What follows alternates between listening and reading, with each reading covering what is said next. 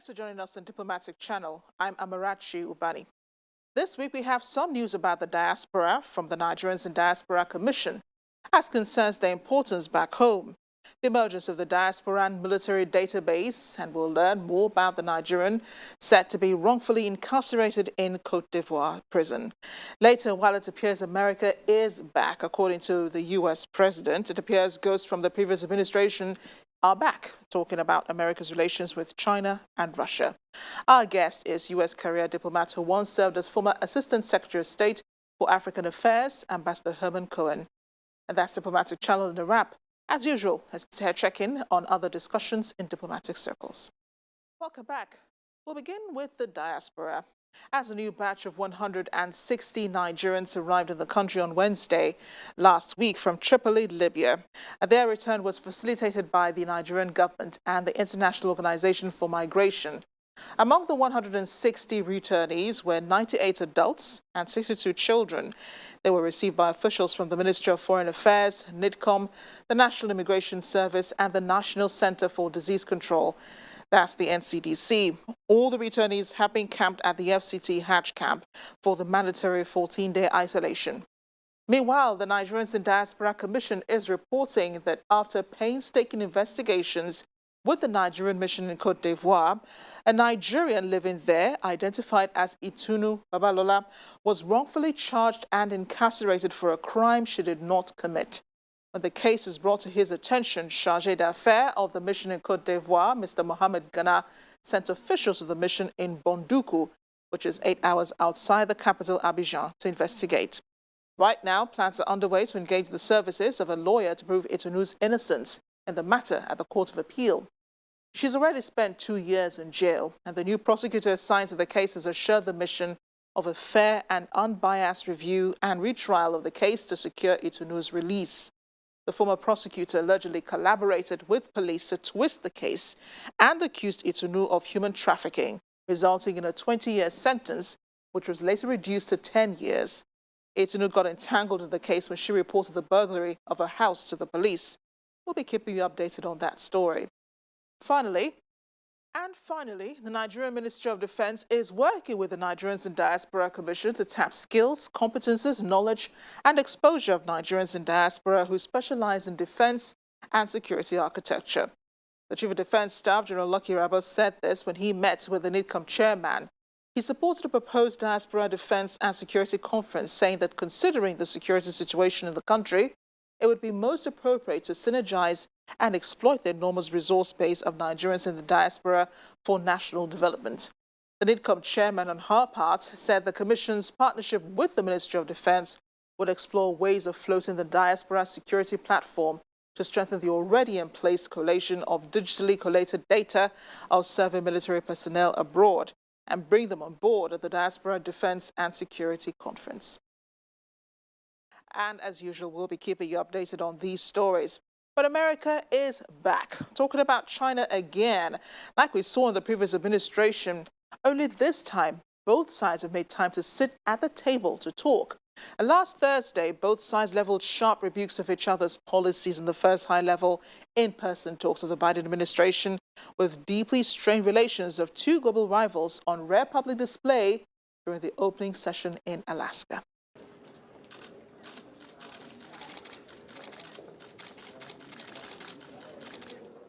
The meeting between Chinese and U.S. officials in Alaska began with a lot of expectations. In his opening remarks, member of the Political Bureau of the Communist Party of China's Central Committee and director of the Office of the Foreign Affairs Commission of the CPC Central Committee, Yang Jiechi, stressed the importance of properly managing differences between the two countries and promoting cooperation.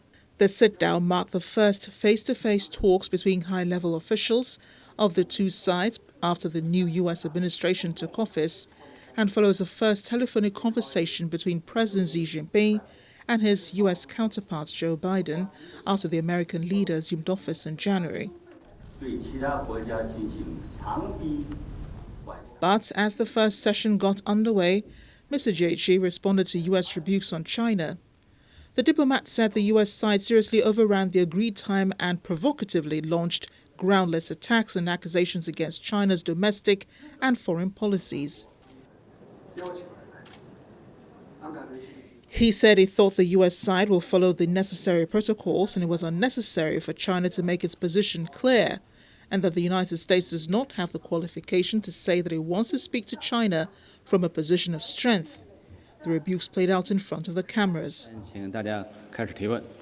Back home, China said the high-level strategic dialogue was of guiding significance in the Sino-U.S. relations in the near future. The government said its delegation came to Alaska with sincerity and a constructive attitude and hoped the United States would meet China halfway, focus on cooperation and manage and control disputes, and push forward the bilateral relations towards a healthy and stable development.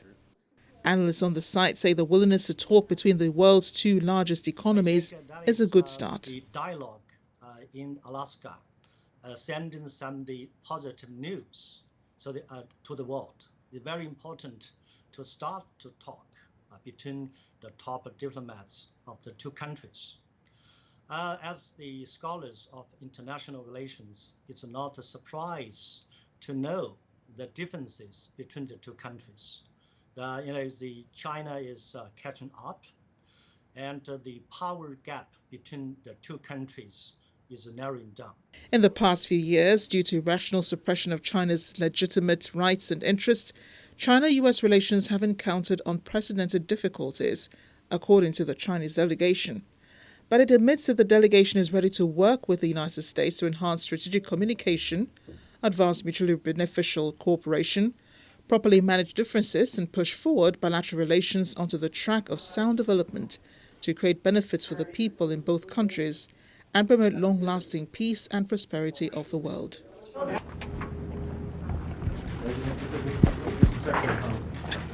After the two-day dialogue, U.S. National Security Advisor Jake Sullivan said the United States had been clear-eyed coming into the talks. We expected to have tough and direct talks on a wide range of issues, and that's exactly what we had. We had the opportunity to lay out our priorities and intentions, and to hear from the Chinese side their priorities and intentions. We were clear-eyed coming in, we're clear-eyed coming out, and we will go back to Washington to take stock of where we are. We'll continue to consult with allies and partners on the way forward, and of course, on issues ranging from Iran to Afghanistan, through the normal diplomatic channels, we'll continue to work with China going forward. While much of President Joe Biden's China policy is still being formulated, including how to handle the tariffs on Chinese goods implemented by his predecessor, Donald Trump, his administration has so far placed a stronger emphasis on democratic values and allegations of human rights abuses by China. In another development, U.S.-Russia relations came into focus last week. Russia says comments by U.S. President Joe Biden that he thought Vladimir Putin was a killer clearly showed that Biden had no interest in mending ties with Moscow and that Russia would now take that into account. Kremlin spokesperson Dmitry Peskov was referring to an interview broadcast in the United States on Wednesday when President Biden said "I do" when asked if he believed the Russian president was a killer.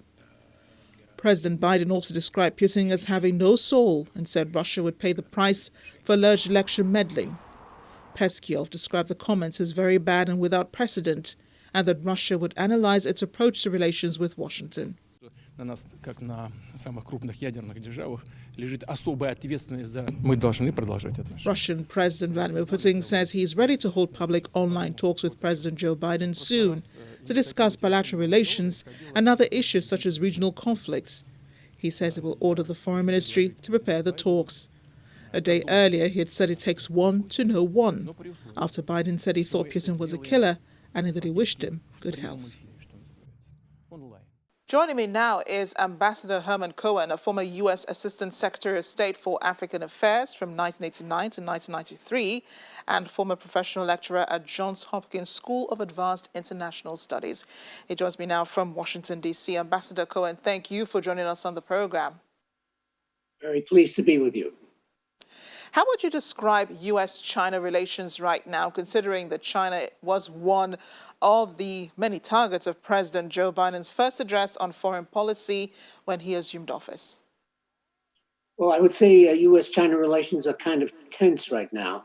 The U.S. press is full of stories about the Chinese ethnic group called the Uyghurs, who live in Western China, and apparently they're being very badly treated. They're in forced labor camps. There is sterilization of women. The Chinese apparently are engaged in ethnic cleansing. The U.S. Secretary of State actually used that term the other day, ethnic cleansing. Also, in the South China Sea, the Chinese are trying to exclude all other nations from using the South China Sea. They claim jurisdiction between China and the Philippines.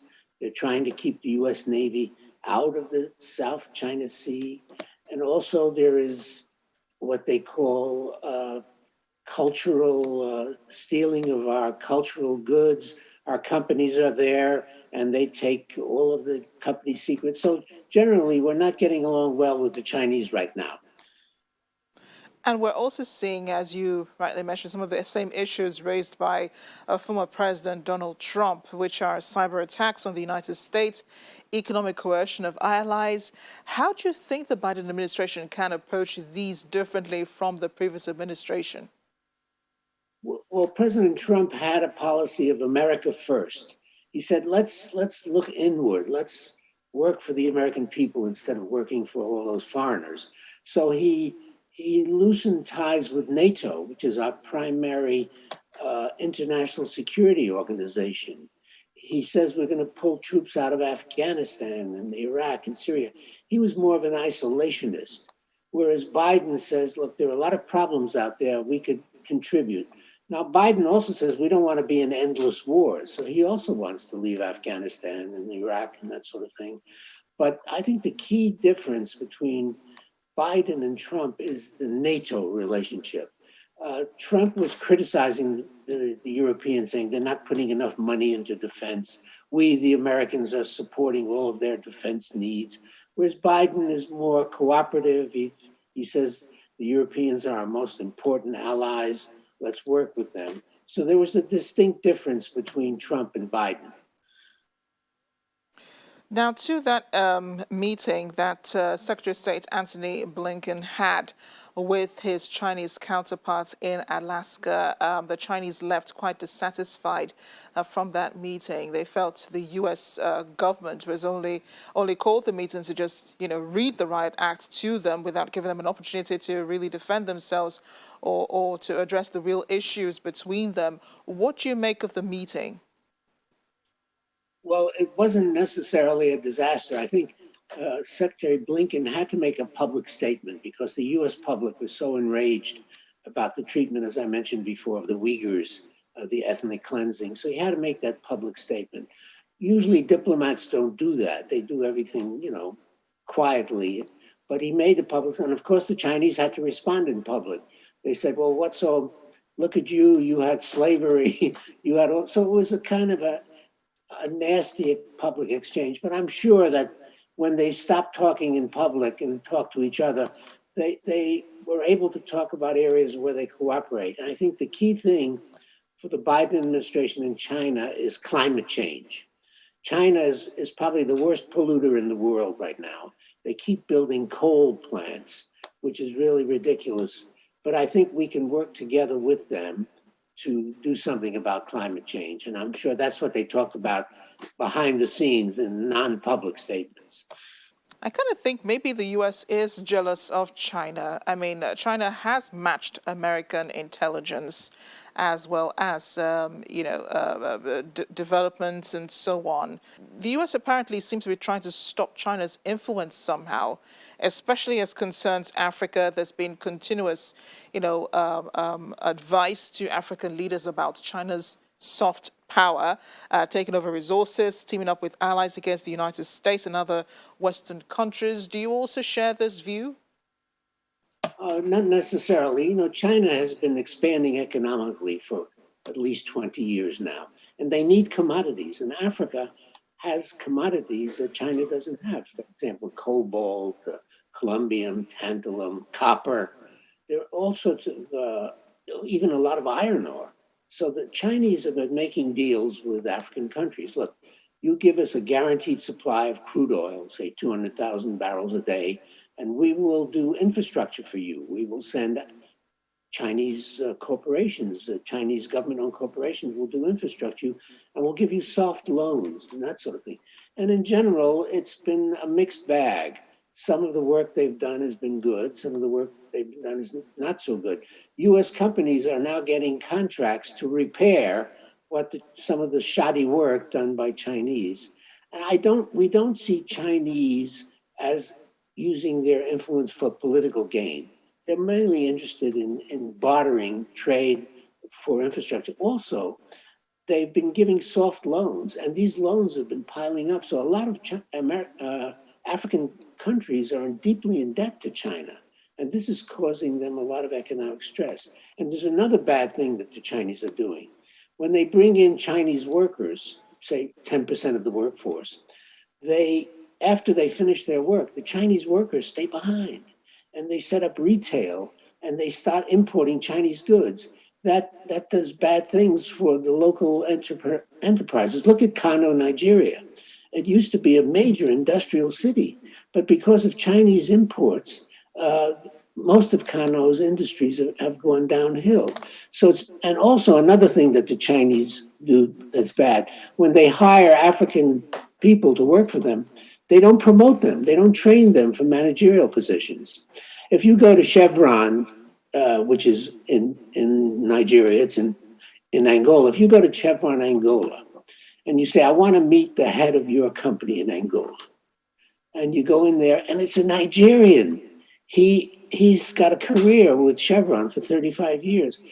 American companies promote Africans into managerial positions. They train them. Chinese never do that. But China recently celebrated its eradication of poverty. And according to the government, they are also exporting some of the strategies that they have used.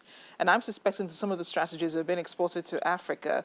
They claim they also want to help other countries to get out of poverty. Do you believe they're also doing this, out of a clear conscience, or there really is something else, another motive pushing China to do this? And what do you think that motive is? Well, they want political support. For example, the Africans have most of the votes in the United Nations. So when there are resolutions which are opposed to China, which are criticizing China, they want the Africans to vote against those resolutions.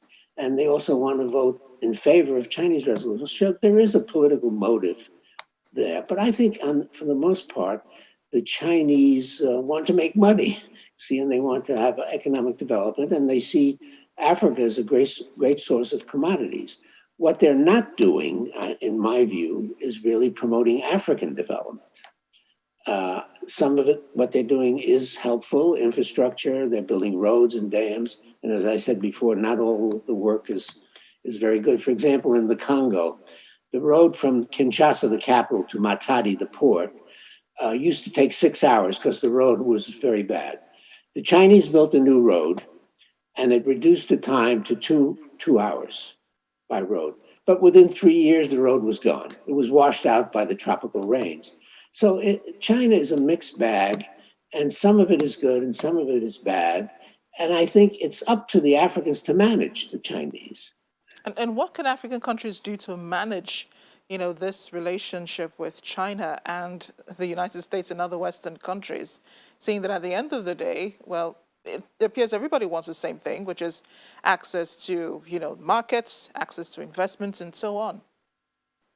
Well, the Africans should pass laws or regulations saying, look, workers should be treated much better. They should get a lunch break. The Chinese don't want to give them a lunch break. They want to have time to go to the bathroom. Chinese don't let them go to the bathroom. I had a student at Johns Hopkins once, and she spent the summer in Africa studying China. And when she came back, I said, well, what did you find? She said, well, I went to one Chinese company. And I said, why do you treat these African workers so badly? And they said, well, no, we're treating them just like we treat Chinese workers in China. So the Africans have to say, look, you treat your workers better. You give them all sorts of privileges and benefits and lunch breaks and bathroom breaks and that sort of thing. Stop treating them like you treat Chinese. And also, they should have better salaries. They should have a minimum wage. The Africans seem to be very soft on Chinese business in Africa. They should regulate them more and have higher standards for African workers. Yeah, it kind of seems like it contrasts, with the Chinese government saying they have eradicated poverty. They probably have, different indices for measuring that. But I want to talk now about President Vladimir Putin and the verbal attack by U.S. President Joe Biden on the Russian president when he called him a snake. There is some history there. The United States still thinks Russia tried to interfere with America's election back in 2016. And according to intelligence reports recently, it did again in the 2020 elections. Do you believe America's elections have always been under threat of Russian interference and other allied forces? Well, just I think last week, when President Biden was being interviewed by a journalist, a day before that interview, the U.S. intelligence community produced an unclassified report giving details of how the Russians try to interfere in our elections. Their objective was to have President Trump reelected because Trump has been so friendly to Putin and refusing to criticize anything they do. And the Russians did this with cyber methods and using social media, promoting Trump as a good man and Biden as a bad man. It didn't really impact too much on American voters, but it got Biden very angry. So just a day after that report came out, the journalist asked the question to Biden, do you think Putin is a killer? And Biden said, yes. Now, of course, he shouldn't have said that.